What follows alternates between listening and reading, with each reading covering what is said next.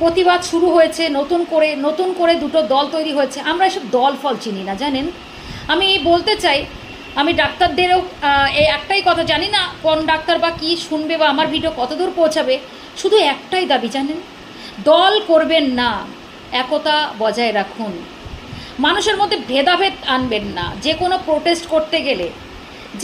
Protest করতে গেলে মাথায় রাখবেন মানুষের একত্রিত হওয়াটা খুবই জরুরি। এখানে কোনো সময় বর্ণ বিভেদ, শ্রেণী, তারপরে এই যে মানুষের মানে এই রং সেই রং, এগুলো আনবেন না।